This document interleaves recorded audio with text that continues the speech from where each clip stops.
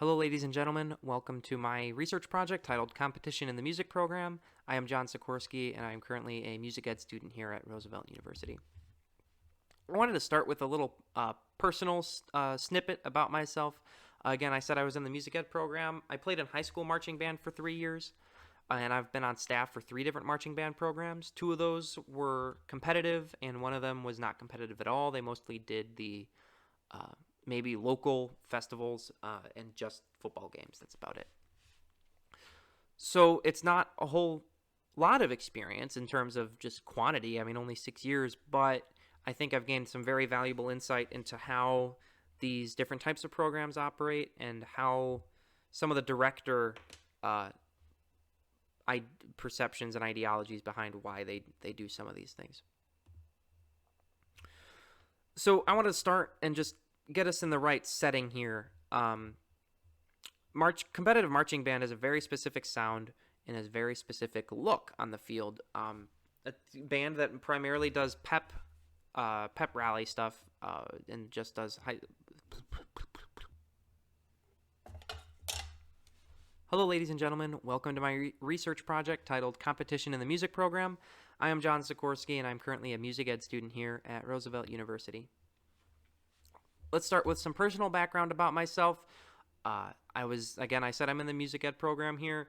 I've played in the high school marching band and my high school marching band for about 3 years. I've also been on staff for 3 different marching band programs across 3 different seasons.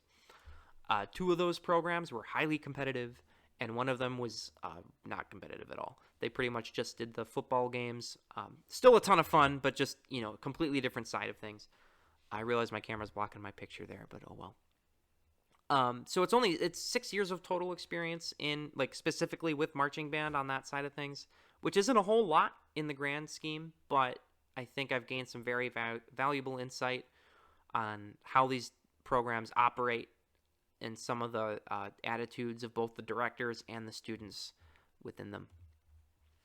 Before I really start diving into things here, I wanted to start with just a little snippet from my high school marching band just to place us in the setting. Competitive marching bands, competitive programs in general, tend to have a very specific sound and look on the field. And I just wanted to get this sound established here because when I mention competitive marching band, you have an idea of what I'm talking about here.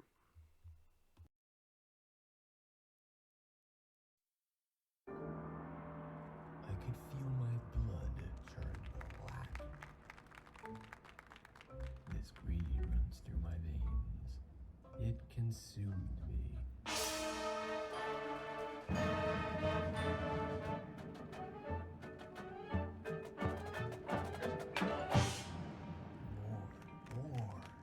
More.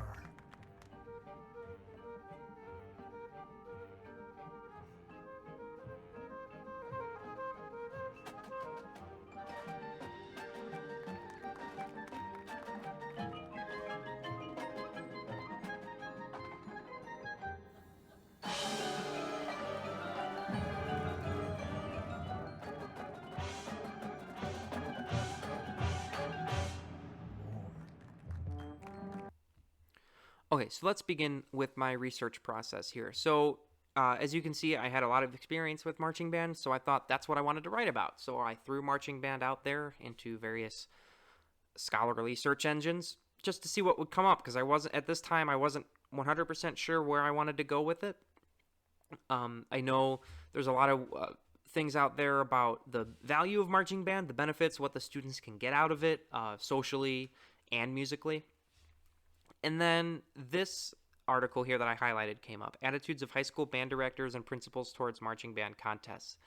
And what that sparked a change in where I wanted to go with my topic, and I discovered the heart of my what I wanted to look at wasn't necessarily marching band, but specifically competitions, and not just competitions marching band, but concert band competitions, competitions between students, between schools, between other ensembles.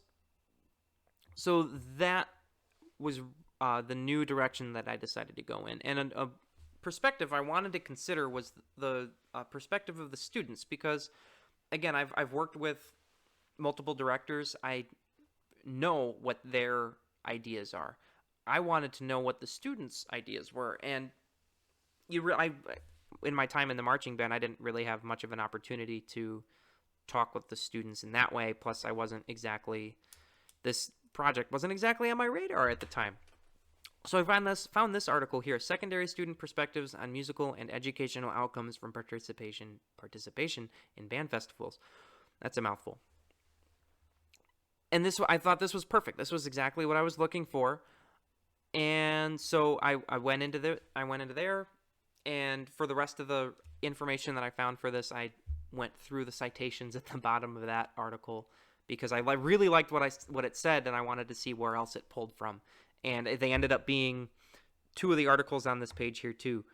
Competition is Music Education the Loser, and this one that says A Dysfunctional Culture, Competition in Music. And you'll probably notice that they don't paint competition in a very positive way. So we're gonna unpack all that and see what's happening here. So why competition? You can't see it. There we go. Why competition? There are a lot of benefits to having a competitive program, but there's also a lot of myths and misconceptions about having it in your program.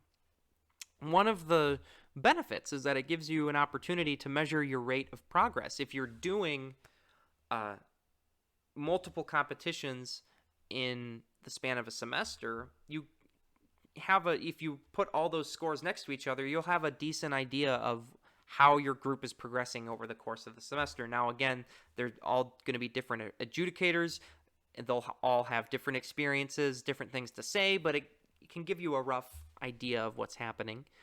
It's a great opportunity to gain external feedback. Going to concert band festivals, there's usually university faculty there that provide feedback on your performance, and they have a comment sheet, and they also have a little tape recorder, like a little audio recorder that they can speak into while you're playing, and then that gives you real-time feedback on what's happening as they hear it, instead of just, at measure 23 the balance was off. It gives you real-time feedback, which can be really, really crucial. They also provide an opportunity for program visibility. You see this most with some of the marching band competitions. A lot of them are highly advertised, and it provides a great opportunity for people who aren't from your hometown to hear your group. It provides your students with a great opportunity to go play for other people that don't normally hear them. And if you have a relatively small program, it's just a great way to get the name out there and just get your students out there and performing. And I'm sure most of you have heard this age-old saying here: a little healthy competition never hurt anyone, or some variation of that. And this is true. The key word here is healthy. It has to be competition should be in moderation, and from what I saw in what I looked at, shouldn't be the basis for an entire curriculum and what you mainly do with your program. And so there are some beliefs about competition that are based more on folk wisdom than actual scientific fact. One of them is that competition is very motivating for students. The other is that competition is just inevitable and that it's just human nature. And the other is that competition builds character. And we're going to unpack all three of these in just a minute here. And by minute, I mean right now. So the first myth is that competition is inevitable, and a lot of people will look at human nature and simple survival of the fittest for this.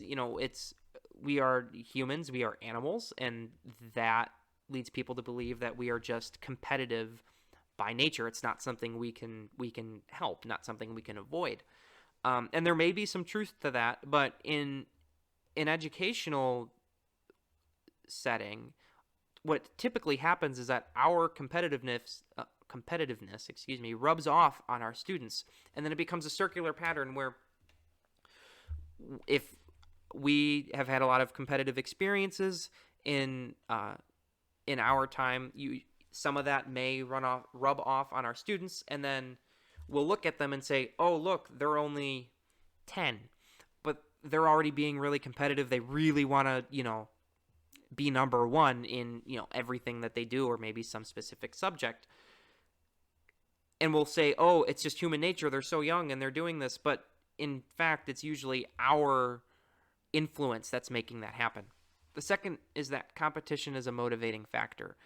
And there's a lot about this, quite a lot, actually. So some people will say, yes, it's an excellent motivating factor. Others will say, no, not at all. And it actually has the opposite effect. And you'll see a really big divide between these two groups of people, because people that have had positive experiences with competitive situations will say, yes, it was highly motivating. And others that maybe didn't have so nice of an experience will say, no, it was completely detrimental to my motivation and my self-esteem. The third myth is that competition builds character, when in fact it actually undermines character instead of building it. What tends to happen is students develop a win-at-all-costs attitude. And what that means is they, instead of making a mistake, owning it, and then learning from it and moving on, they will typically either make excuses, or they will try and find ways to cut corners, find shortcuts, so that way they can win and be number one, which doesn't necessarily mean that they're making any improvement in their abilities. All right, let's unpack this a little deeper here. First issue is many confuse competence with winning.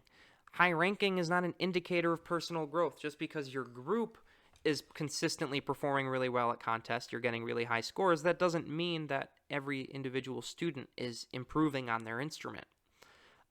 In that one article that I found, 57% of students felt that the learning process was enhanced when competition was part of what they did.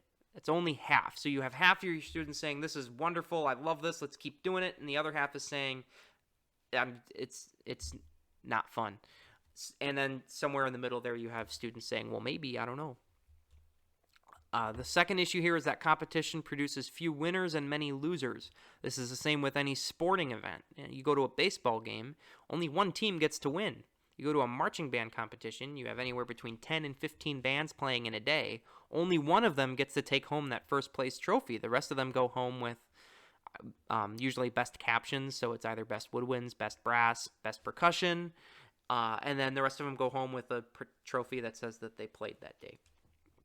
So if you have students that are consistently not performing well in a competitive setting, they're going to experience a decline in perceived level of ability. They're going to start feeling like their ability on their instrument is completely out of their control, and that they, no matter what they do, they're not going to get any better.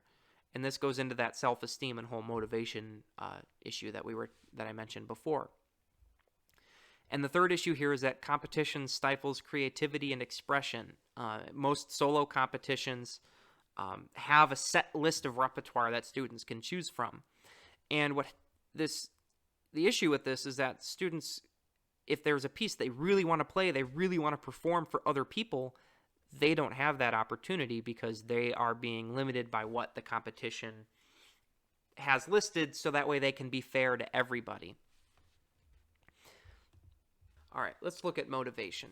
So there's a lot of conflicting information out there. And again, I said before, it really comes down to the individual's personal experience. If they were really successful, they'd say, great, I really feel like I was motivated by that. And then others will say, absolutely not. I feel like competition really either hindered my performance due to stress, what have you. Or they'll say, it didn't motivate me at all. And what it boils down to is how we package it. So there's this tug of war between social comparison and actual physical instructional feedback. So in a competitive program, if you have students competing for one spot, so competing either for a solo in a piece or for a chair placement, if that's part of your daily routine, what happens is students start to gauge their performance based on someone else's. So they'll hear someone else play and say, oh, I need to be better than them. Or I'm better than them. I'm not worried about it, what have you.